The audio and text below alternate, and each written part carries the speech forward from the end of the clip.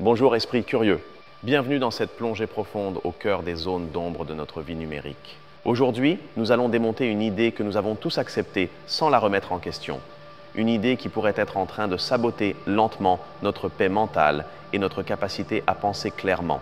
Avez-vous déjà ressenti ce pincement d'anxiété à l'idée de ne pas répondre à un message instantanément? Cette pression invisible d'être disponible 24h24 et 7J7 comme si vous étiez un service d'urgence et non une personne.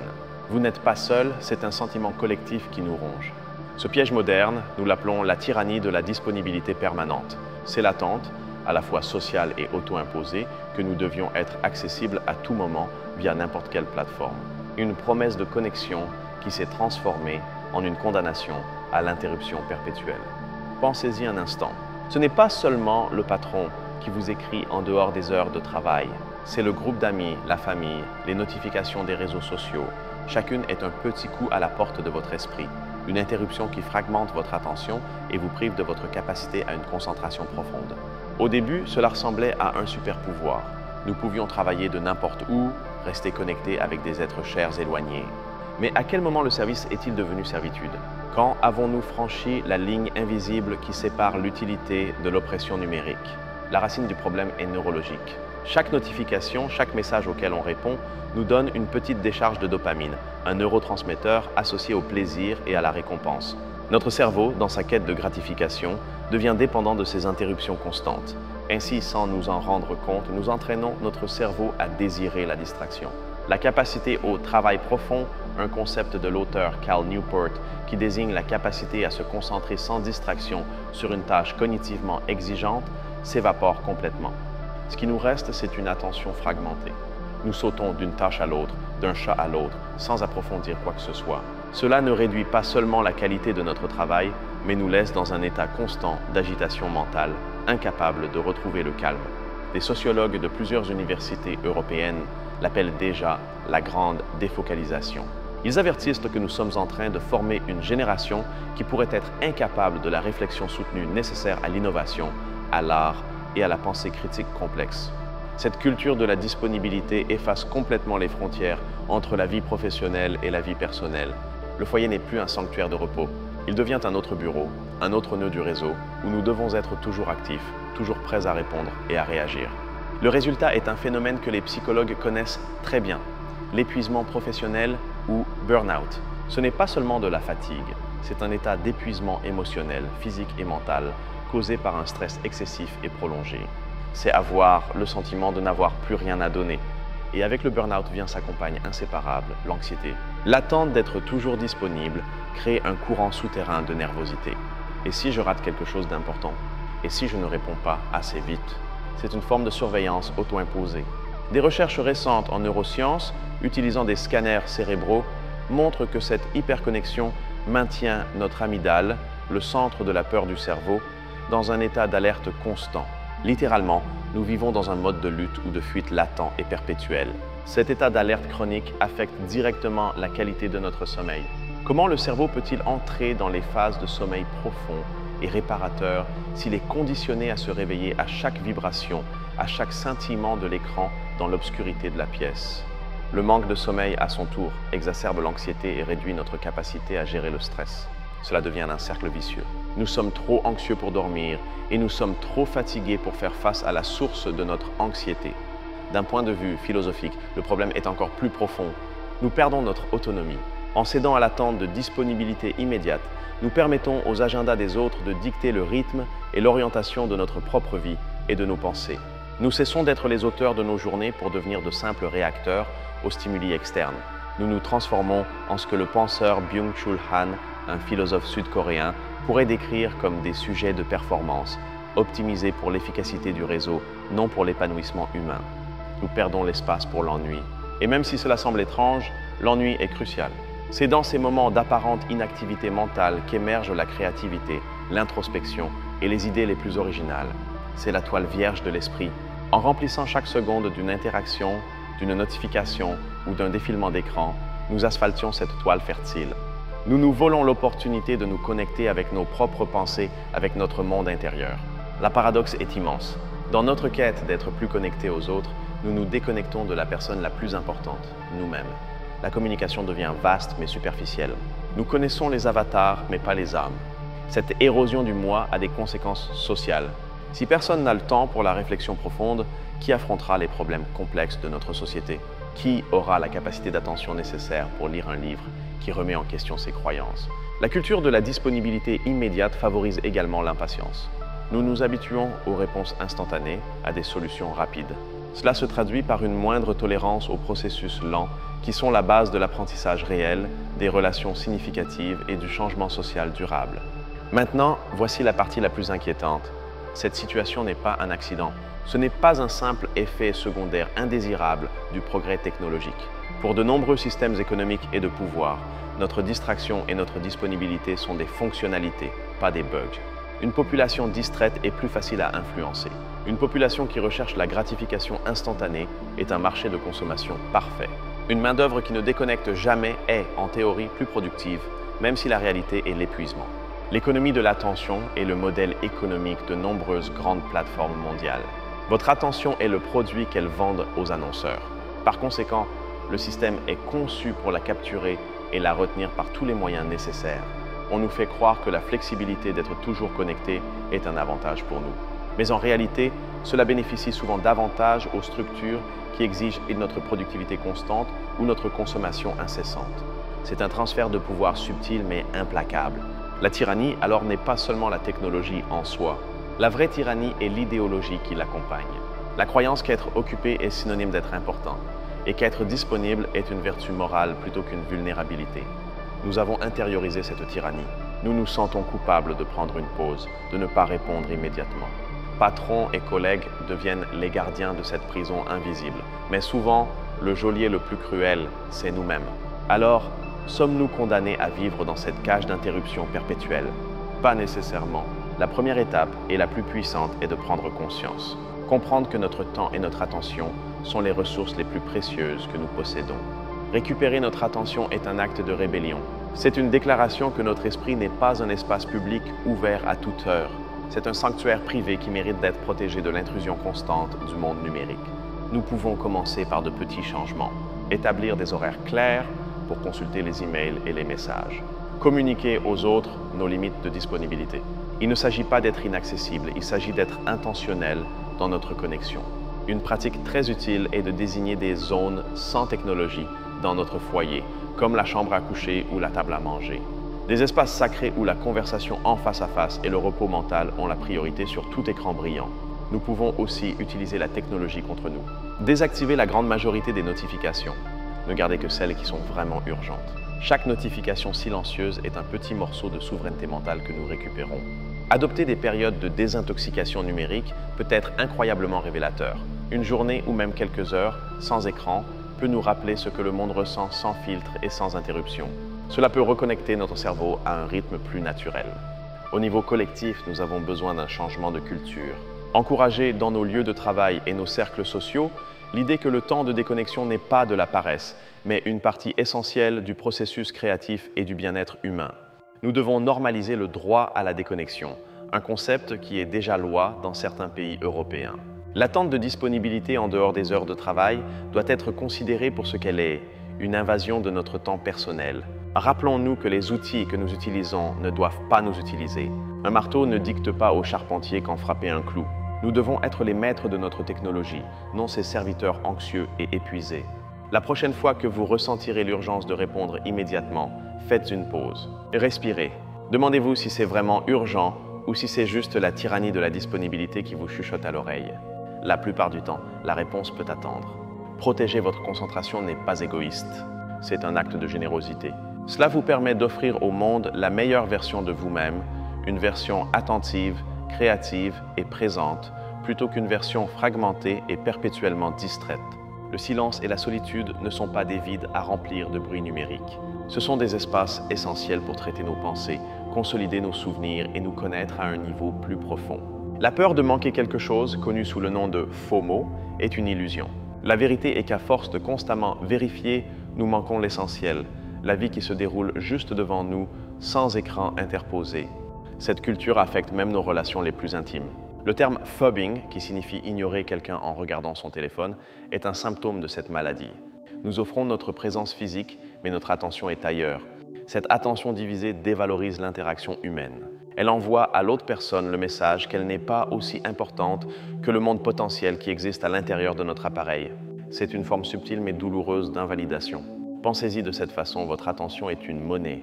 Chaque jour, vous en avez une quantité finie. L'investissez-vous sagement dans des choses qui vous nourrissent et vous font grandir, ou la donnez-vous à un flot incessant de distractions sans valeur? Le multitâche, cette compétence si vénérée dans notre culture productive, est en grande partie un mythe. Une méta-analyse d'études de l'Université de Stanford a démontré que le multitâche intensif réduit l'efficacité et la qualité du travail au lieu de les augmenter. Ce que nous faisons réellement, c'est du changement de tâche, une action qui coûte à notre cerveau de l'énergie et du temps pour se reconcentrer. Chaque fois que vous regardez une notification, vous payez un impôt cognitif qui épuise vos ressources mentales pour le reste de la journée. La pression sociale joue un rôle énorme dans la perpétuation de ce cycle. Si tout le monde dans votre cercle répond instantanément, vous vous sentez obligé de faire de même pour ne pas être perçu comme paresseux, désintéressé ou peu fiable. C'est une course à l'épuisement. Rompre ce cycle demande du courage. Le courage d'être celui qui répond en 1 heure, pas en 1 minute. Le courage de mettre un message hors du bureau dans votre vie personnelle. Le courage de revendiquer votre droit à ne pas être disponible. Et vous verrez que, dans la plupart des cas, le monde ne s'écroule pas. Les problèmes urgents sont rares. La plupart des communications peuvent attendre. La fausse urgence est l'un des outils les plus efficaces de la tyrannie de la disponibilité. Il ne s'agit pas de diaboliser la technologie. Il s'agit de développer une nouvelle hygiène numérique. De même que nous nous lavons les mains pour nous protéger des germes, nous avons besoin de pratiques pour protéger notre esprit de la surcharge d'informations et de l'interruption. Une partie de cette hygiène est d'être un consommateur conscient d'informations. Vous n'avez pas à lire chaque actualité, regarder chaque vidéo ou être dans chaque conversation. Apprendre à filtrer et à ignorer est une compétence de survie au XXIe siècle. La vie ne se vit pas dans le fil d'actualité. Elle se vit dans les moments de connexion réelle, dans le travail qui nous absorbe, dans la beauté d'un coucher de soleil, dans le silence d'une pièce. Ce sont ces expériences que la disponibilité perpétuelle nous vole.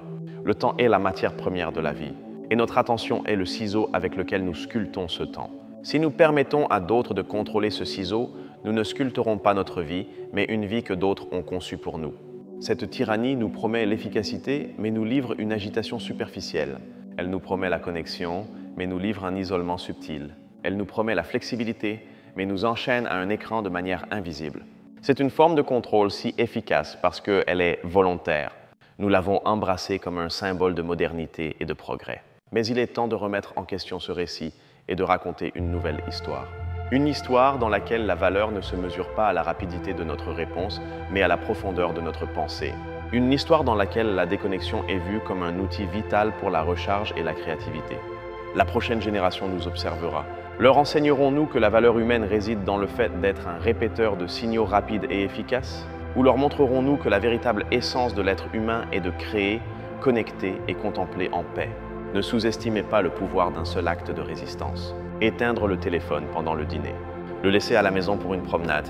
Chacun de ces gestes est un vote pour un futur plus humain et moins frénétique. L'ironie est qu'en étant moins disponibles pour le monde numérique, nous devenons plus disponibles pour le monde réel. Plus disponibles pour notre partenaire, nos enfants, nos amis et surtout pour notre propre voix intérieure. Ce n'est pas une bataille qui se gagne du jour au lendemain. C'est une pratique quotidienne, un engagement conscient de protéger les limites de notre esprit contre l'invasion constante du trivial et du supposé urgent. Au final, la question n'est pas si nous pouvons être toujours disponibles. La technologie a déjà répondu à cela. La vraie question est de savoir si nous devons l'être. Et la réponse, pour le bien de notre santé mentale et de notre humanité, doit être un non retentissant. Le vrai luxe au XXIe siècle ne sera pas de posséder la dernière technologie. Ce sera d'avoir la discipline et la liberté de ne pas l'utiliser. Le luxe sera la capacité d'être, simplement et purement, présent. Le silence est devenu une ressource rare et précieuse. Nous devons le rechercher activement. Programmer du temps dans notre agenda non seulement pour les tâches, mais pour ne rien faire, pour permettre à l'esprit de vagabonder et de se ressourcer. Les entreprises ont aussi une responsabilité. Celles qui promeuvent une culture de disponibilité constante brûlent leur actif le plus important, leurs employés. Les organisations les plus intelligentes du futur seront celles qui protégeront la concentration de leurs employés. Un mouvement de travail lent ou slow work est en train de se former qui valorise la qualité plutôt que la quantité la pensée profonde plutôt que la réaction rapide et le bien-être humain plutôt que la productivité à court terme. C'est une rébellion silencieuse mais puissante. Adopter cette philosophie n'est pas un pas en arrière. C'est un saut vers un mode de vie et de travail plus durable et au final plus innovant. Les meilleures idées ne naissent pas au milieu d'un tourbillon d'emails. Notre mémoire est également affectée. Une étude publiée dans la revue Science indique que l'interruption constante et le changement de tâche rendent difficile pour le cerveau de transférer les informations de la mémoire à court terme vers la mémoire à long terme. Nous oublions davantage. Ainsi, notre propre histoire personnelle devient plus floue. Les jours se confondent dans un flux indifférencié d'interactions numériques au lieu d'une série de moments et de souvenirs bien définis et significatifs. Cela affecte notre identité. Nous sommes la somme de nos souvenirs. Si ces souvenirs sont faibles et fragmentés, notre sentiment de qui nous sommes, de notre propre récit, s'affaiblit également. Nous devenons moins nous-mêmes. L'empathie, la capacité de ressentir ce qu'un autre ressent, requiert aussi de l'attention. Pour vraiment écouter quelqu'un, pour comprendre son langage non verbal, nous devons être complètement présents. La disponibilité perpétuelle nous vole cette capacité. Nous avons parlé du problème, des causes et des solutions individuelles. Mais maintenant, nous arrivons au cœur, au tournant le plus sombre de cette histoire. La vraie tyrannie est qu'on nous a convaincus que cette condamnation est, en réalité, un privilège. On nous vend l'idée qu'être sollicité à toute heure est un signe de statut, qu'avoir une boîte de réception débordante signifie que nous sommes importants. Nous avons appris à confondre l'agitation avec la valeur et le stress avec le succès. C'est la manipulation la plus brillante. Transformer les outils de notre oppression en symboles de notre statut. C'est l'équivalent moderne d'un esclave qui se vante du poids de ses chaînes parce qu'elles sont faites d'un métal plus brillant. Le système n'a pas besoin de nous forcer. Nous nous autopolicierons. Nous rivalisons pour voir qui est le plus occupé, qui dort le moins, qui répond le plus vite. Nous sommes devenus les exécuteurs zélés de notre propre épuisement collectif. L'antidote à cette manipulation est de redéfinir le succès. Et si le succès n'était pas une boîte de réception pleine, mais un esprit calme? Et si le véritable statut était d'avoir le contrôle total de son propre temps? Rejeter la culture de la disponibilité perpétuelle n'est pas un signe de faiblesse ou de manque d'engagement. Au contraire, c'est le signe ultime d'autodiscipline et d'un engagement profond envers un travail et une vie de qualité. Il faut plus de force pour dire non et protéger son espace mental que pour se laisser emporter par le courant de l'urgence fabriquée. Il faut de la clairvoyance pour choisir l'important sur ce qui est simplement bruyant. Ainsi, la condamnation n'est pas dans la technologie, mais dans notre soumission à l'idéologie qui la propulse. La libération ne viendra pas de la déconnexion complète, mais de la reconnexion avec nous-mêmes et avec ce qui compte vraiment. C'est un choix que nous faisons chaque jour, avec chaque notification que nous ignorons, chaque moment de silence que nous protégeons. C'est une révolution silencieuse qui se livre sur le champ de bataille de notre propre esprit. Nous devons comprendre que ce n'est pas une question de gestion du temps. C'est une question de gestion de la vie. C'est décider activement ce qui et qui mérite une part de notre ressource la plus finie et précieuse, notre attention. Récupérer votre attention, c'est récupérer votre capacité à penser, à ressentir, à créer, à connecter. C'est en essence récupérer votre humanité des griffes d'une machine conçue pour la quantifier et la consommer. La prochaine fois que vous déverrouillerez votre téléphone, demandez-vous: l'utilisez-vous ou est-ce qu'il vous utilise? La réponse à cette question peut être le premier pas sur votre chemin vers la libération numérique et la souveraineté mentale. Nous n'avons pas à accepter cette réalité comme inévitable. Elle a été conçue par des personnes et peut être repensée par nous. Nous pouvons exiger des outils qui respectent notre attention et des cultures qui valorisent notre déconnexion. La bataille pour l'avenir sera en grande partie une bataille pour l'attention. Protéger la nôtre et celle de nos enfants est l'une des tâches les plus importantes de notre temps. C'est une lutte pour le droit d'avoir une vie intérieure. Au bout du compte, ce dont nous nous souviendrons ne seront pas les emails auxquels nous avons répondu instantanément, ni les likes que nous avons accumulés. Nous nous souviendrons des conversations profondes, des idées qui nous ont absorbés et des moments de paix que nous nous sommes autorisés à vivre. Choisir la déconnexion intentionnelle n'est pas un rejet du monde, mais une acceptation plus profonde de celui-ci. C'est la décision de l'expérimenter directement, avec tous nos sens, au lieu de le faire à travers le filtre déformé d'un écran. Ainsi, la disponibilité permanente n'est pas un service. C'est une condamnation à une vie superficielle, anxieuse et fragmentée. Une vie où nous sommes toujours occupés, mais rarement vraiment engagés dans quelque chose. En conclusion, votre attention est votre pouvoir. Ne la gaspillez pas. Protégez-la farouchement. Érigez-lui des murailles, car c'est à l'intérieur de ces murailles de concentration et de silence que vous trouverez vos meilleures idées, votre paix la plus profonde et votre véritable moi. Merci de m'avoir accompagné dans cette réflexion si nécessaire. Merci d'avoir accordé votre précieuse attention à ce message. J'espère que cela vous a donné les outils pour commencer à revendiquer ce qui vous revient de droit. Si cette vidéo a résonné en vous, abonnez-vous pour plus de voyages dans les profondeurs de l'esprit. Et maintenant, j'aimerais beaucoup lire votre histoire. Commentez ci-dessous. Comment luttez-vous contre la tyrannie de la disponibilité ?